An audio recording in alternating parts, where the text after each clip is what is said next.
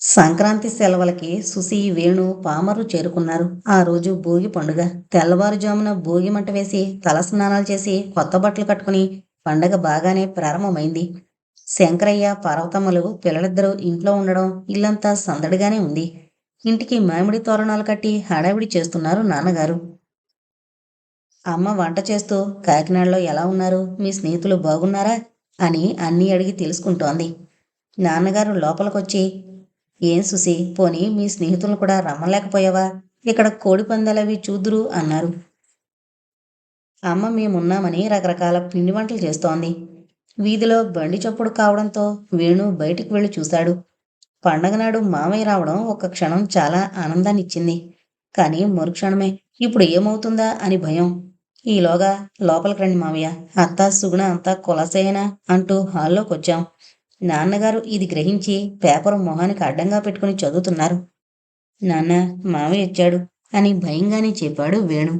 ఆ మాట విని సుసి, అమ్మ కూడా వంటింట్లో నుంచి పొరుగునొచ్చారు. మామయ్య కల్పించుకుని, నమస్కారం బావగారు అన్నాడు. సరే, ఏం కావాలి మళ్ళా వచ్చావు అన్నారు చిరాగ్గా శంకరయ్య. మరేం లేదు, మా పిల్ల వేణుని తప్ప మరెవరినీ చేసుకోనంటోంది. కళ్ళనీళ్లు ఒత్తుకుంటూ, బావగారు ఇవి చేతులు కావు కాళ్ళు అనుకోండి. మన పంతాలకి పిల్లలు నలిగిపోతున్నారు.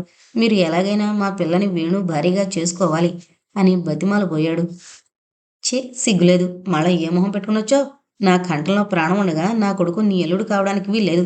నువ్విలా పదే పదే రావడం బాగలేదు. మర్యాదగా వెళ్ళు, మరిప్పుడు నా గుమ్మం తొక్కకు.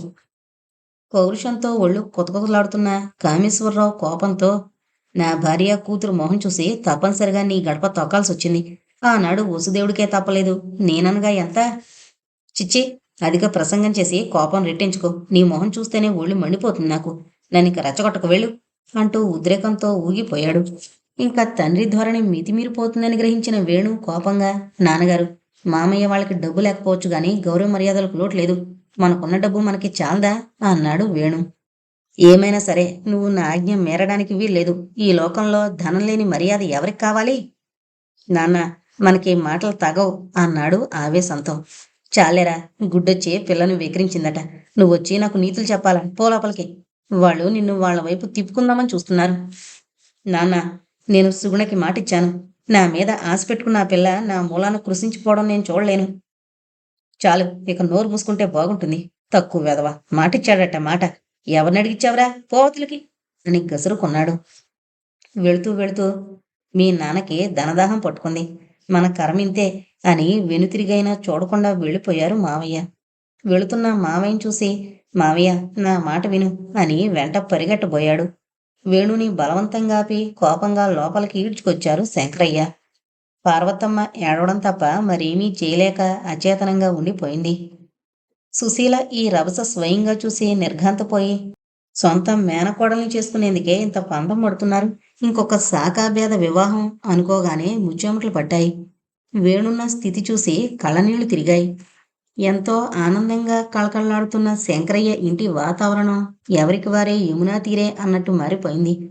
అనుకోని సంఘటనతో మరో వారం ఎలాగో గడిచింది.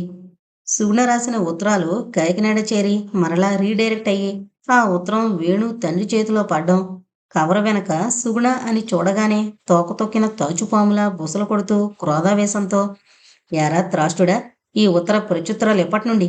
ఇది కూడా జరుగుతుందన్నమాట. నా కన్నుగప్పి పోదామని చూస్తున్నారా? ఆ జిత్తులు మారి నిన్ను వల్లో వేసుకుంది. ఈ ఉత్తరం ఇప్పుడే కాల్చేస్తాను. మరెప్పుడు ఇలాంటి సిగ్గులేని పనులు చేయకు అంటూనే అగ్గిపెట్టి గీసి కవర్ అంటించారు. ఆ ఉత్తరంతో పాటు వేణు గుండెలు కూడా మండిపోతున్నాయి.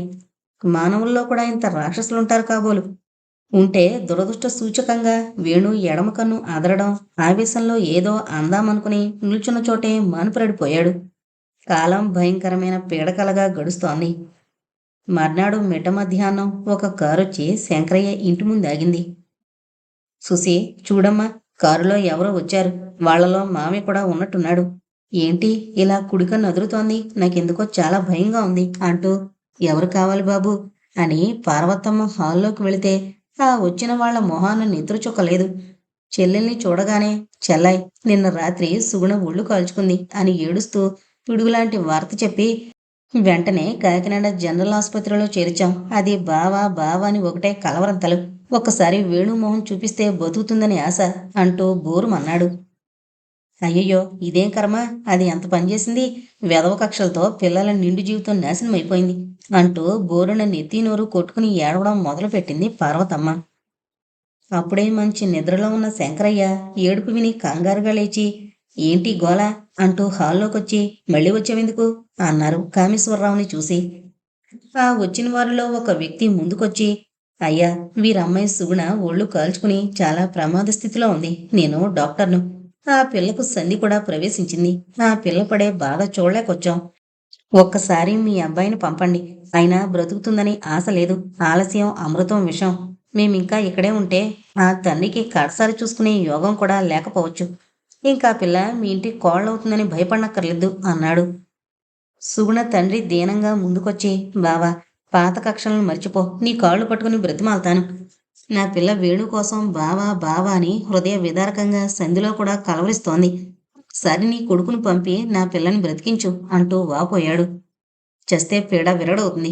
నా కొడుకు నా గుమ్మం దాటడానికి వీలేదు. వెళ్ళండి మర్యాదగా. ఈ వెధవ నాటకాలు నా దగ్గర సాగవు. ఛీ, రాక్షసుడా! నా కూతురు ఉసురు పోసుకుంటున్నాం. రండి డాక్టర్, ఇంకా వీడితో ప్రయోజనం లేదు అంటూ విచారంతో కారెక్కారు.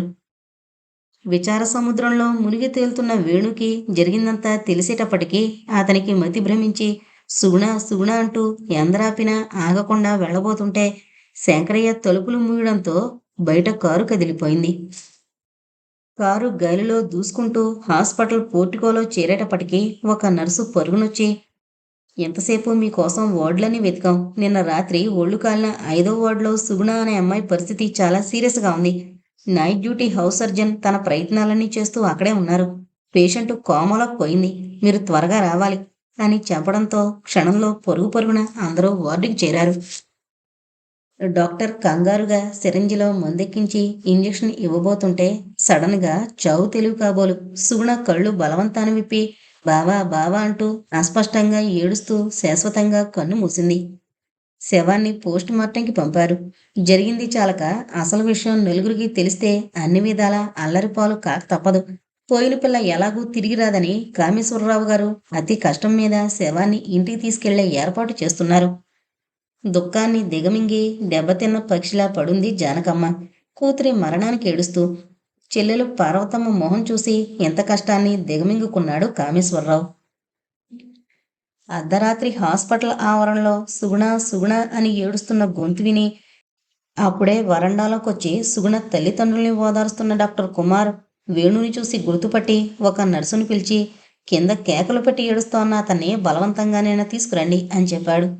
కాంపౌండర్ సాయంతో వేణుని పైకి తీసుకొచ్చారు. అల్లంత దూరంలో అప్పుడే పోస్ట్ మార్టం రూమ్ నుండి స్ట్రెచ్చర్ మీద సుగుణ శవాన్ని మొహం మీద నుండి తెల్లగుడ్డ కప్పి తీసుకొచ్చారు. అంతా హృదయ విదారకంగా ఏడుస్తున్నారు. సుగుణ తండ్రి, నాయనా వేణు, నువ్వు ఆలస్యంగా వచ్చావురా. సుగుణ మనందరినీ శాశ్వతంగా వదిలి వెళ్ళిపోయిందిరా. ఇంకా మనకు లేదు అంటూ నెత్తి నోరు బాదుకున్నాడు. వేణు సుగుణ ఇంత దారుణమైన పని చేస్తుందనుకోలేదు. ఈ పని చేస్తూ నీకో ఉత్తరం రాసిపెట్టిపోయింది. ఇదిగో అని నలిగిన కాగితాన్ని అందించారు ఏడుస్తూ. బావా, నా మీద నీకైనా కనికరం లేదా? నీకోసం ఉత్తరం రాశాను. దానికి కూడా నువ్వు బదులు రాయలేదు. జరిగిన విషయాలన్నీ చెప్పి నాన్న అమ్మ కృషించిపోతున్నారు. ఇంకా నీ దర్శన భాగ్యానికి నోచుకోలేదా? నీకోసం కళ్ళు కాయలు కాచేలా ఎదురు చూస్తున్నాను. త్వరగా వస్తావు కదూ? నా పాటలు వింటూ పరవశించిపోయే నువ్వు రాక పల్లవి లేని పాటలా నా గొంతు పూడుకుపోతోంది. నువ్వు లేని ఈ పాట ఎలా ఉందో చెప్పనా? పల్లవి లేని పాట ఎలా సాధ్యం కాదో నీ ప్రేమ లేని నా జీవితం సాధ్యం కాదు. మన జీవన గీతం అపశృతి లేకుండా పాడాలంటే నీ ప్రేమ పల్లవి కావాలి. ఇంక నువ్వు వస్తావనే ఆశ లేదని చివరిసారి మా నాన్న చెప్పాక నేను ఎవరికోసం బతకాలి? ఎవరికోసం బావా? నేను వెళ్ళిపోయాక నీకు ఈ ఉత్తరం అందాలని నా తంబురాలో పెట్టాను. మరింక సెలవు. ఏనాటికైనా కనీసం నీ జీవన సంగీతానికి తగిన ప్రేమ పల్లవి దొరుకుతుందనే ఆశిస్తూ నీ సుగుణ. కన్నీటి తెరల మధ్య పిచ్చిగా నవ్వుకుంటూ పదే పదే సుగుణ రాసిన పల్లవి లేని పాట నువ్వు లేని నా జీవితం సాధ్యం కాదు.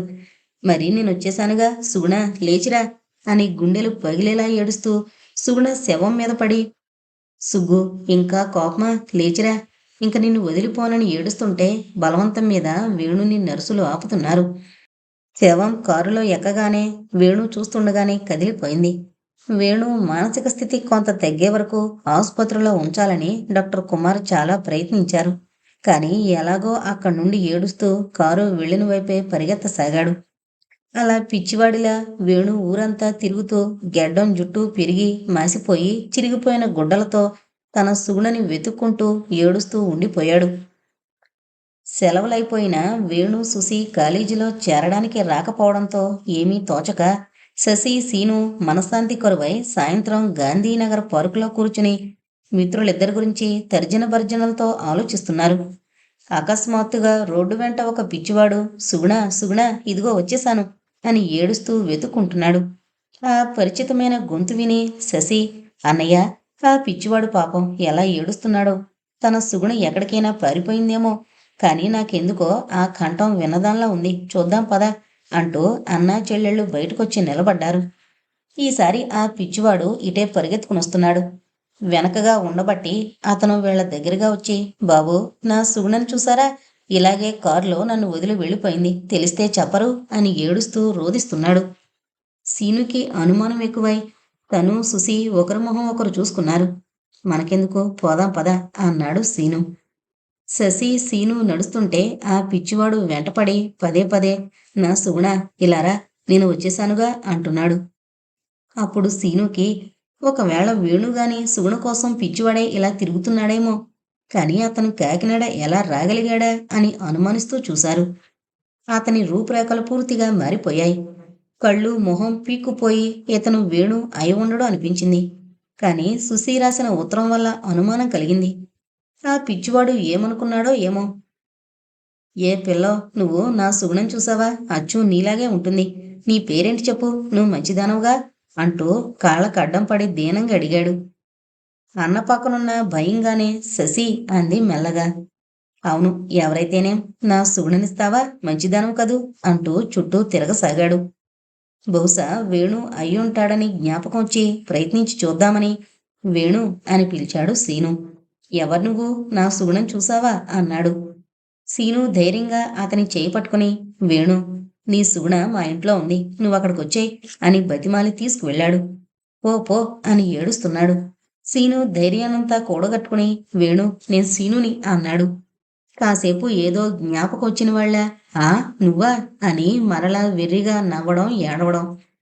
తలుపు తట్టగానే బామ్మ తలుపు తీసి చుట్టూ కలియజూసి శశి సీనుల మధ్య పిచ్చివాణ్ణి చూసి స్థాణువులా నిలబడిపోయింది. సీను ధైర్యం చేసి, రా వేణు, రా లోపలికి అని పిలిచి బ్రతిమాలి కూర్చోబెట్టాడు. ఈలోగా శశి లోపలికి వెళ్ళి వేడి హార్లిక్స్ తీసుకొచ్చి ఎలాగోలా బ్రతిమలాడి తాగించారు. వేడినీళ్లు పెట్టి స్నానం చేయించి శుభ్రమైన బట్టలు వేశారు. మధ్య మధ్య ఏది నా సుగుణ అని అడుగుతుంటే వస్తుందని మరిపిస్తూ భోజనం తినిపించాలని చూశారు. నాకొద్దు, నాకెవరూ లేరు, నా సుగుణ కావాలి, చూపించు, నన్ను పోని అని ఏడుస్తున్నాడు. శశి ధైర్యం చేసి, ఇదిగో మీరు ఈ అన్నం తింటే నేను మీ సుగుణం చూపిస్తాను అని బతిమాలి ఎలాగోలా తినిపించాలని ఎంత ప్రయత్నించినా తినక విసిగిస్తుంటే శశి లేచి, సరే తినకపోతే నేను వెళ్ళిపోతాను అని లేచి వెళ్ళబోయింది. సుగుణ, రా, నాకు నీ మీద కోపం లేదు, ఏది ఒక్కసారి పాట పాడు అని ఏడవడం చూసిన సీను శశికి సైగ చేసి పాడమండంతో శశి భయపడుతూ వేణుకిష్టమైన పాట పాడింది. మరి ఆ పాటలో మాధుర్యం మహిమేమో. వేణు ఏడుపు మాని, సుగుణ వచ్చావా, రా నా పక్కన కూర్చో అని బ్రతిమలాడాడు. శశి చేసేదేమీ లేక భయంగా ఏడుస్తూ కూర్చుంది. కన్నీళ్లు చూసి పిచ్చివాడు, సుగుణ, నేను అన్నం తినలేదని ఏడుస్తున్నావా, వద్దు, నువ్వు పెడితే తింటాను అన్నాడు. శశి వణికిపోతూ అన్నయ్య పక్కన ఉండడంతో అన్నం తినిపించింది. చంటి పిల్లాళ్ల శశిని చూస్తూ కొంచెం తిన్నాడు. నువ్వింక పడుకో, కాస్త నిద్రపడితే మంచిది అంది శశి. నువ్వు పాడు, నీ పాటకి పల్లవి కావాలన్నావుగా, వచ్చాను అంటూ మళ్ళీ ఏడుపు. శశి కర్తవ్యం అతన్ని బాగు చేయడమే, అంచేత కాదనకుండా పాడింది. వేణు అలసిపోయున్నాడేమో, కొంచెం నిద్ర పట్టింది. శశి లేచొచ్చి, అన్నయ్య, నాకు చాలా భయంగా ఉంది, అతను చెప్పిందంతా నేను ఎలా చేయడం అంటూ శశి కన్నీళ్లు పెట్టుకుంటూ ఉంటే, శశి, తోటి మానవుణ్ణి, అందులో మిత్రుణ్ణి కష్టంలో ఆదుకోవడం కంటే ధర్మం ఏముంది, అతను నిన్ను చూసి సుగుణ అని భ్రమలో ఉన్నాడు కాబోలు, మానవ సేవయే మాధవ సేవగా అతనికి కావలసిన ఉపచర్యలన్నీ చూడు, పక్కన నేనుంటానుగా, భయం లేదు అన్నాడు.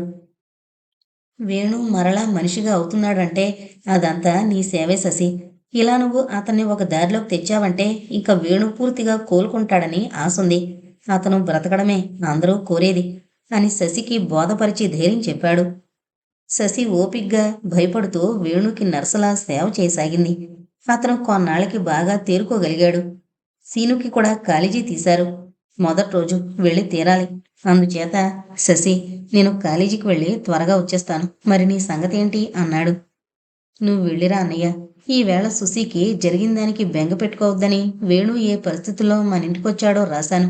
ఇప్పుడిప్పుడే కోలుకుంటున్నాడని భయపడద్దని సుశీని వెంటనే వచ్చేయమని రాశాను అంది.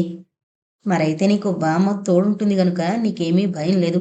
నేను వెళ్ళొచ్చేస్తానని సీను కాలేజీకి వెళ్ళాడు. పచ్చని సంసారంలో చెలరేగిన మంటలకి ఆహుతే శంకరయ్య ఇల్లు వెలవెలపోతోంది. కొడుకు దూరమవడంతో శంకరయ్యలో కొద్దిగా మార్పు రాసాగింది. ఆ మానసిక వ్యధలో శంకరయ్య పార్వతమ్మ మంచం పట్టారు.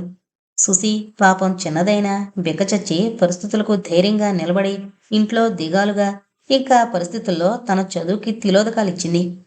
అలాంటి సమయంలో చాలా కాలం తర్వాత శశి ఉత్తరం ఎంతో ఆనందాన్ని కలగజేసింది. అన్నయ్య తన ప్రాణమిత్రురాల దగ్గర కోలుకుంటున్న విషయం చదవగానే ఉత్తరంతో అమ్మ రూంలోకి పరిగెత్తి గుమ్మంలోనే ఆగిపోయింది. గదిలో శంకరయ్య గారు భార్య పక్కన కూర్చుని కంటి నీటితో భార్యని పళ్ళరసం తాగమని బ్రతిమలాడుతున్నాడు. సుసి, రామ్మ, పర్వాలేదు, ఏం కావాలి? మీ అమ్మ చూడు, పచ్చి మంచినీరైనా ముట్టదు అంటుంటే సుసి శశి రాసిన ఉత్తరం అందించింది. అది చదివి ఆనందాశ్రువులతో, పార్వతి, నువ్వు బెంగపడకు. మన అదృష్టం కొద్దీ వేణు కాకినాడలో సీను వాళ్ళ దగ్గర కోలుకుంటున్నాడని శశి రాసింది. నేను బయలుదేరదామంటే వాడికి నా మొహం చూపిస్తే ఎలా ఉంటుందో అన్నారు కళ్ళనీళ్లు గిర్రున తిరుగుతుండగా. పోనీ ఎలాగో సుశీకి కాలేజీ తీశారు. నువ్వు దాంతో ముందుగా వెళ్ళి వాడు ఎలా ఉన్నది రాయండి. అవసరాన్ని బట్టి నేనొస్తాను అన్నారు. ఆ రోజే శశి, పార్వతమ్మ కాకినాడ బయలుదేరారు. శశి పాటల వల్ల వేణు మానసిక స్థితి బాగా కోలుకుంది. గుమ్మంలో దిగుతూనే పార్వతమ్మ, బాబూ, నా వేణు అంటూ శోకాలు పెట్టడం విని కంగారుగా సీను బయటకొచ్చి సుశికి వాళ్ళ అమ్మగారికి సైగ చేసి పక్క గదిలోకి పీల్చుకువెళ్ళి జరిగిందంతా చెప్పి, ఇప్పుడిప్పుడే వేణు పరిస్థితి మెరుగవుతోంది. మీరు కంగారు పడి పాత విషయాలన్నీ జ్ఞాపకం చేయకూడదు. అతనుగా మిమ్మల్ని అడిగేదాకా ఎదురుపడ్డం అంత మంచిది కాదు. డాక్టర్ కూడా అదే చెప్పారు. వేణు మనసు అతి సున్నితం. జరిగిన ఘోరాలకి తట్టుకోలేక పిచ్చివాడైపోయాడు. కానీ మనందరి అదృష్టం వల్ల, శశి సేవల వలన మరలా మనిషిగా అవుతాడన్న ఆశుంది. మీరిక్కడే ఉండండి. మీకు అతనిని గురించిన బెంగొద్దు అని చెప్పాడు. అన్ని అతిథి మర్యాదలు బాగానే సాగుతున్నాయి. ఎంతైనా కన్నతల్లి మనసు ఒకే చోటుంటూ కొడుకుని తప్పుకు తిరగడం కష్టంగానే ఉంది. బామ్మగారితో బాగా పరిచయమయ్యాక పార్వతమ్మకి మనసు కొంచెం కుదుట పడింది. బామ్మగారికి వంటలో సహాయపడుతూ తన కొడుక్కి తన చేత్తో ఇంత తిండి పెట్టుకోగలిగినందుకు సంతోషించింది. మీరు చాలా పుణ్యం చేసుకున్నారు. వేణునిలా చూస్తాననుకోలేదు. ఇదంతా మీ దయ. పాపం చిన్నపిల్లలు శశి, సీనులకి చెయ్యెత్తి మొక్కాలి. వాళ్ళిలా కాపాడకపోతే నా బాబు బ్రతికేవాడు కాదు అంది పార్వతమ్మ. శశి ప్లేట్లో అన్నీ కలిపి అరటికాయ, ఆవపులుసు పెట్టిన కూర బ్రతిమాలి తినిపిస్తోంది. కొంచెం తిని, ఈవేళ కూర చాలా బాగుంది, అచ్చం మా అమ్మ చేసినట్టుంది అని ఏడవడం ప్రారంభించాడు. శశికి మతిపోయింది. వేణు, అలా ప్రతి చిన్న విషయానికి చిన్నపిల్లాళ్ళ ఏడిస్తే నేను వెళ్ళిపోతాను అంది శశి. వేణుకి భయమేసి, సుగుణ, నువ్వు నన్ను వదిలిపోకు అని పెట్టినన్నం బుద్ధిగా తిన్నాడు. అతనికి నిద్రొచ్చే వరకు పాటలు పాడి నిద్రపుచ్చి వచ్చి సుసి, పార్వతమ్మ, బామ్మ అంతా ఒకే రూంలో పడుకున్నారు.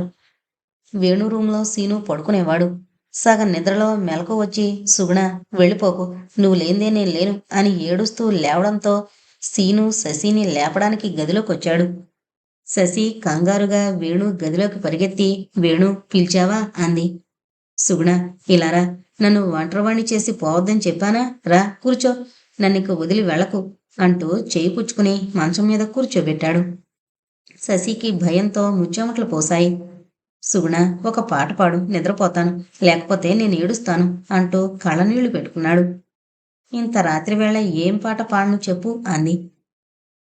అంతేగాని ఈ పిచ్చివాని ప్రవర్తన వల్ల అందరూ తనని అపార్థం చేసుకుంటారని మనసు పీకుతోంది.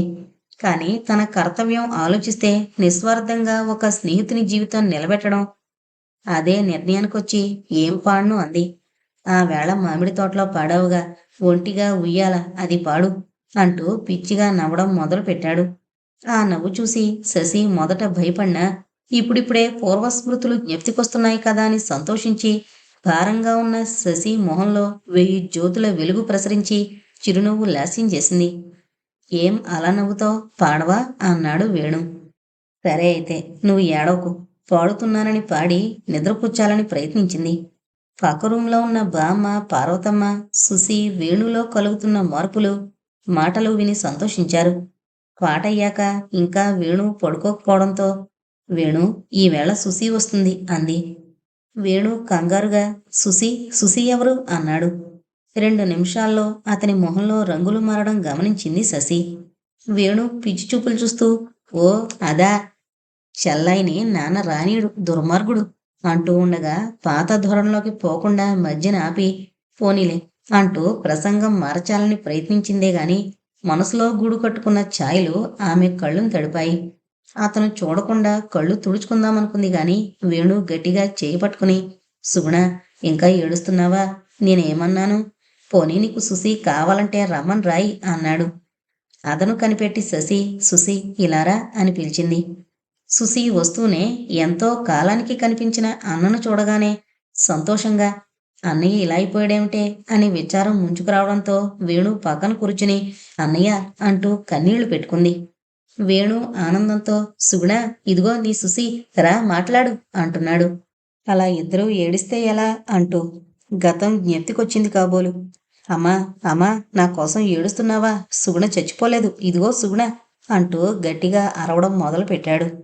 కేకలు విన్న పార్వతమ్మ కంగారుగా గుమ్మంలోకొచ్చి పరిస్థితి అర్థం చేసుకుని, వేణు, ఇది మన సుగుణ, నిన్ను వదిలిపోదు, హాయిగా పడుకో అని ఊరడించింది. అతని ఆరోగ్యం బాగా మెరుగ్గా ఉంది. అందుచేతనే అతనిని పగలు చూసే భారం పార్వతమ్మకు అప్పగించి సుసి, శశి ఆ రోజు కాలేజీకి వెళదామని బయలుదేరుతూ అతనితో, మేము ఈరోజు కాలేజీకి వెళ్ళొస్తాం, అమ్మ నీ దగ్గరుంటారు అంది శశి. తిరిగి వెళ్ళిపోతుంటే అతను శశి పైట కొంగు పట్టి లేగాడు. శశి చిరుకోపంతో, ఏంటి వేణు, మేం తొందరగా వచ్చేస్తాంగా, వదిలు అంది. కానీ అతను శశిని వెళ్ళనివ్వలేదు. నువ్వు రోజురోజుకి చిన్నపిల్లాడివై ఇలా మారం చేస్తే నేను అన్నం తిన్ను అంది శశి. నువ్వు వెళ్ళకు అంటూ మంచం దిగి తూలి పడిపోవడం పక్కనే ఉన్న పార్వతమ్మగారు చూసి, పోనీలే అమ్మా శశి, ఈ వేళ వెళ్ళకు, నిన్ను బాధపడుతున్నాను అనుకోకు అంటూ ప్రాధేయపడ్డట్టు కోరడంతో కాదనలేక ఇంటి దగ్గరే ఉండిపోయింది శశి. ఇలా కొంతకాలం గడిచింది. చుట్టుపక్కల అమ్మలక్కలకి ఇదంతా కాలక్షేపానికి మంచి అవకాశం దొరికింది. 10 మంది రకరకాలుగా గుసగుసలాడుకోవడం అడపా తడపా వింటూనే ఉంది శశి. వీళ్ళకి లేకపోతే ఆ పార్వతమ్మకైనా తెలీదా, తనకి ఓ ఎదిగిన కూతురుంది, ఈ పరాయి పిల్ల తన కొడుకుతో ముచ్చట్లు అని నవ్వుకోవడం పరిపాటయింది ఆ వీధి జనాలకి. వేణు 2 నెలలకి బాగానే కోలుకున్నాడు. ఇప్పుడు ఎవరితోనూ మాట్లాడు, ఒక్క సుగుణ అని పిలిచే శశితో తప్ప. తెలివి బాగా రాగానే పూర్వ విషయాలన్నీ తలుచుకుంటాడు కాబోలు. మరలా రోజురోజుకి నీరసించిపోవడం. అదీగాక బామ్మ లేవడం లేదు. ఇంచుమించు ఇంటి పనంతా పార్వతమ్మ చేయడం. ఓ పక్క మనోవ్యధతో ఆవిడ మంచం పట్టింది. ఇంటి చాకరీ అంతా సుసి, శశీలపై పడింది. సుసి అప్పుడప్పుడు కాలేజీకి వెళ్ళొస్తోంది. కానీ ఇంటి బాధ్యతంతా శశి చూడ్డం మనసుకి కష్టం అనిపించింది. 2 నెలలు దాటినా తన తండ్రి శంకరయ్య ఇక్కడకు రావడమో ఉత్తరాలు రాయడం కూడా చేయలేదు. కొంత డబ్బు పార్వతమ్మ వస్తువు పట్టుకొచ్చింది గనుక అవసరానికి ఒకరిని అడగకుండా గుట్టుగా గడిచింది శశి వాళ్ళింట్లో. కానీ ఒకళ్ళని ఇలా ఎంతకాలం ఇబ్బంది పెట్టడం అనుకుంటూ విచారంగా డాబా మీద ఆలోచిస్తూ సాయంత్రం చల్లగాలికని కూర్చుంది సుసి. అలవాటు ప్రకారం కాలేజీ నుంచి వస్తూనే స్నానం చేసి సీను నేరుగా డాబా మీదకొచ్చి ఒంటరిగా కూర్చున్న సుసిని చూసి పక్కనే కూర్చుంటూ, ఎందుకలా ఉన్నావు అని అడిగాడు. నువ్వు ఎంతో తెలివైందనుకున్నాను, నువ్వు ఇంట్లో ఇలా ఉంటే నా గతేం కాను అన్నాడు ఆవేదనతో. మా నాన్నగారికి ఇంత జరిగినా చీమ కుట్టినట్లయినా లేదు. అన్నయ్య ఈ పరిస్థితికి దిగజారడానికి ఆయన మూర్ఖత్వమే కారణం. అమ్మ చూస్తే పైకి చెప్పలేక బెంగతో మంచం పట్టింది. మీ బామ్మకి కళ్ళు కనపడం. నేను శశి కాలేజీలో చేరామన్న మాటే గాని కాలేజీకి వెళితే కదా మన పెళ్లి సంగతి తేలదు. ఇలా ఎంతకాలం అంటూ బాధపడసాగింది. నేనుండగా మీకే కష్టం రాదు. రేపటి నుండి నువ్వు శశి కూడా చదువుకునేలా ఓ వంట మనిషిని ఏర్పాటు చేస్తాను అని తాత్కాలికంగా ఊరడించాడు. కానీ పార్వతమ్మ ఆరోగ్యం రోజు రోజుకి మరీ క్షీణించసాగింది. డాక్టరు ఎప్పుడూ ఎవరో ఒకరు కనిపెట్టుకుని ఉండాలి అనడంతో శశి ధైర్యం చేసి, నేను ఎలాగూ చదవలేను, నేను ఇంటి విషయాలన్నీ చూసుకుంటాను.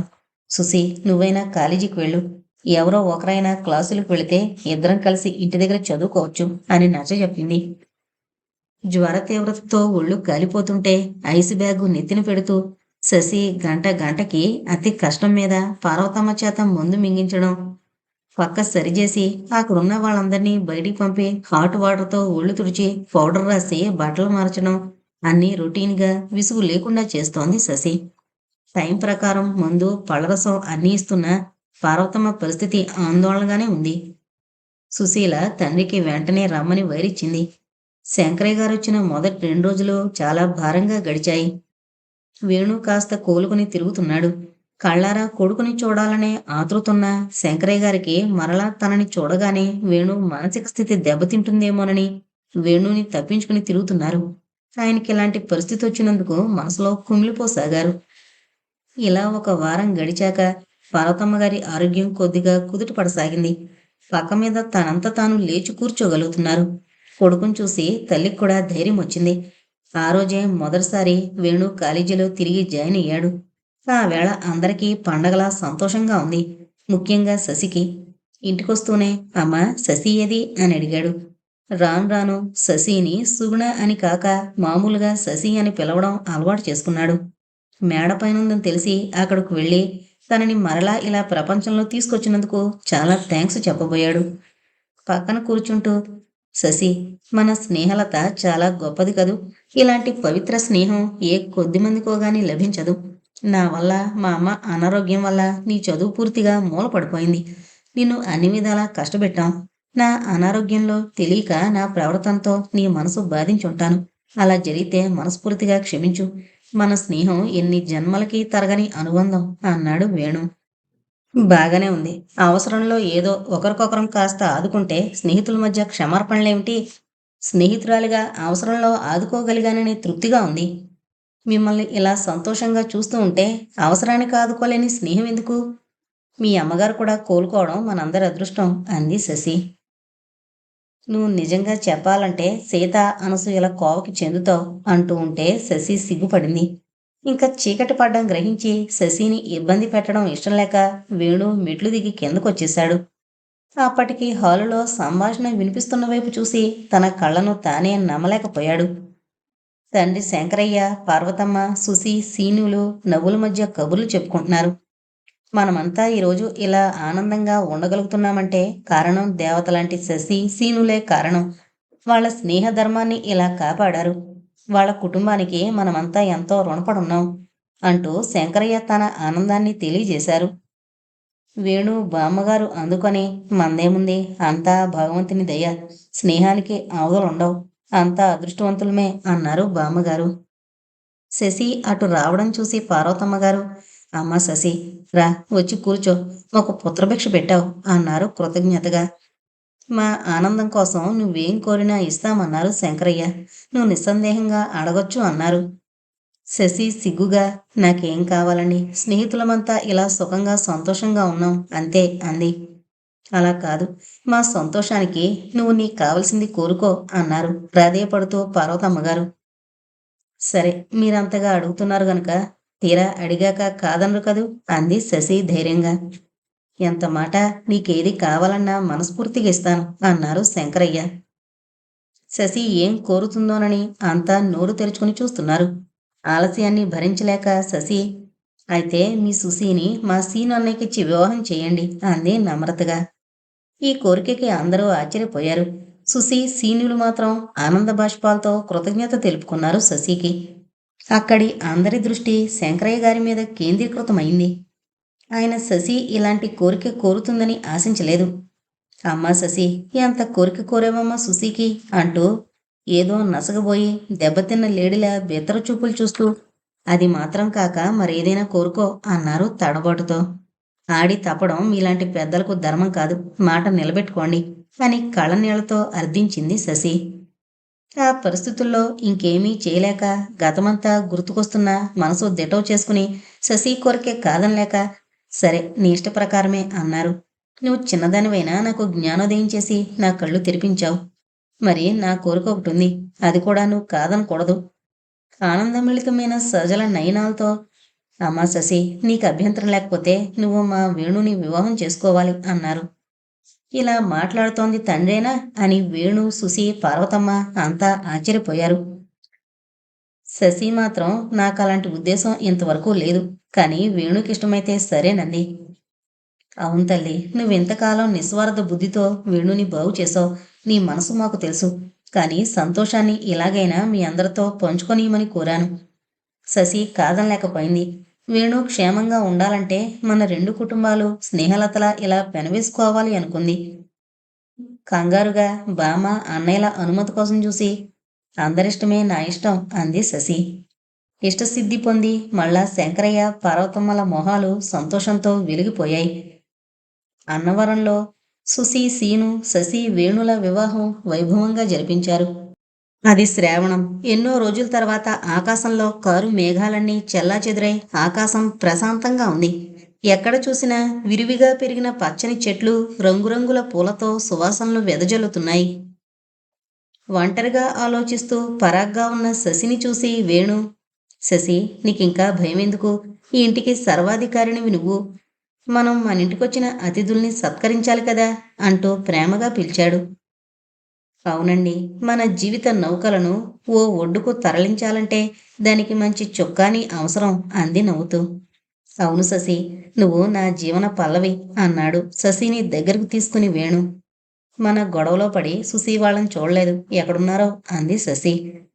దూరాన మామిడి చెట్టు కిందకు చేరిన ప్రేమ జంటని చూసి ఏమే శశి, ఇలారా, మంచి మాట అంది.